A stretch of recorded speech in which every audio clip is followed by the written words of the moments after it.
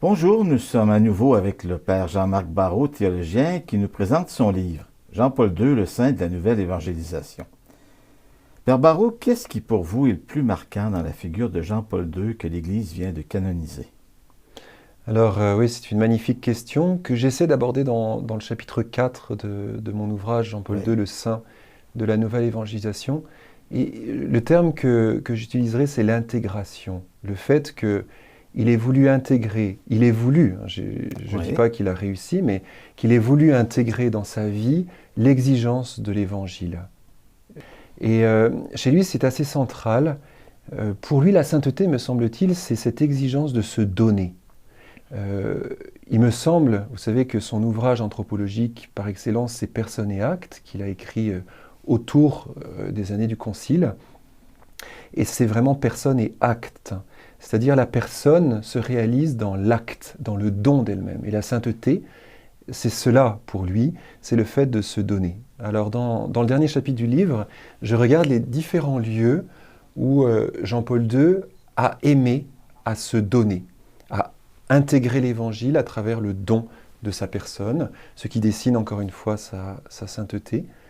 Et je peux vous les décrire, mais quelques exemples, quelques exemples, et puis ils sont exhaustifs dans le livre. Mais le premier, c'est la prière. Et j'aime à le souligner parce que souvent on parle de la prière comme quelque chose de passif, comme quelque chose un petit peu, certains même disent qu'elle ne sert à rien parce que c'est un repli sur soi. En fait, la prière est un don. En tout cas, pour Jean-Paul II, c'est un lieu de rencontre avec une personne qui est Jésus-Christ, présent là, j'aime bien dire hic et nunc, ici et maintenant. Et donc la prière est un lieu de don, donc un lieu de croissance dans la sainteté. Le deuxième, on pourrait développer, mais pour vous donner d'autres exemples, le deuxième, je fais exprès de donner celui-ci parce qu'il est très présent dans le pontificat actuel du pape François, c'est le pauvre. La nécessité pour le chrétien, pour celui qui aime l'Évangile, pour celui qui aime le Christ, de se tourner, de se donner, personne et acte, de se donner au pauvre, qui est présence du Christ pour lui, et donc lieu de rencontre avec Jésus-Christ, et qui là encore, cette rencontre dessine la sainteté, provoque, on pourrait dire, la sainteté. Chez lui, il y a aussi, je le dis dans le livre, le rapport au mystère, parce que c'est un mystère, le mystère de la femme. Je donne l'exemple de son lien d'amitié, je dirais, avec Mère Teresa. Pour lui, l'homme ne peut pas aller jusqu'au bout de sa vocation humaine, mais aussi chrétienne, sans rencontrer, et donc bien entendu respecter, ce mystère de la femme, parce qu'elle est première dans l'ordre de l'amour pour lui. Donc il y a là aussi un lieu de réflexion pour comprendre qu'est-ce que la sainteté pour lui. Si je ne me trompe pas, dans votre livre, vous lui attribuez aussi d'avoir rénové la papauté jusqu'à un certain point. Alors, de fait, j'aime aborder ce sujet-là. Pourquoi? Alors ça, c'est un sujet qui est passionnant. Oui, parce que, en fait, ce qu'il rénove, c'est plus exactement une interprétation qu'il fait du mystère de la foi. Rappelez-vous, si on fait un bref historique, que, en tout cas sur son cursus intellectuel, sa première thèse de doctorat qu'il fait à l'Angelicum, c'est sur Jean de la Croix. Et cette thèse de doctorat, elle a suscité plein de débats. Pourquoi? Parce que certains disaient, mais en fait, il n'est pas dans la ligne de Jean de la Croix.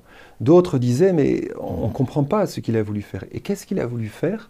C'est regarder chez Jean de la Croix, Saint Jean de la Croix, le mystère de la foi sous l'angle de cette orthopraxie dont on parlait dans l'émission précédente. Comment ce mystère de la foi qui nous est donné dans l'Église peut être traduit dans une application? C'est la refonte de la foi, dit Antoine Guggenheim, à juste titre. Donc cette application pastorale du mystère de la foi. Ça, c'est central chez Karol Wojtyla et chez Jean-Paul II. Et je pense que c'est une réflexion, une démarche intellectuelle qu'il a voulu poursuivre tout le long de son pontificat. On sait qu'il rassemblait autour de lui des gens comme le Canadien Charles Taylor ou d'autres, un but de philosophie avec qui il aimait réfléchir de temps en temps. Oui, et je pense que si nous avions à retenir pour aujourd'hui quelque chose de lui, parce que Ce livre n'est pas un livre apologétique sur Jean-Paul II. J'ai essayé à partir de lui de ressortir ce qui peut servir l'Église d'aujourd'hui et de demain. Et je pense que le premier point qu'on peut recevoir et retenir de lui, c'est vraiment cet archétype sur la nouvelle évangélisation qui forge la structure de cet ouvrage. Mais le deuxième aspect, c'est vraiment cette nécessité théologiquement de dialoguer. De dialoguer avec des personnes qui ne pensent pas forcément comme nous. Parce que le dialogue est nécessairement porteur de grâce. Et Rocco Buttiglione dit que ce dialogue, qui est au cœur de la nouvelle évangélisation, je cite Rocco Buttiglione, dit que ce sont des médiations culturelles. Nécessité de dialoguer comme médiation entre une culture ecclésiale ou des cultures ecclésiales et cette postmodernité qui est riche de cultures variées, en fait. Et ça, c'est très intéressant. Ouais. C'est un dialogue que nous allons nous-mêmes poursuivre parce que le temps file. Merci beaucoup déjà pour l'instant. Je vous en prie. Merci à vous.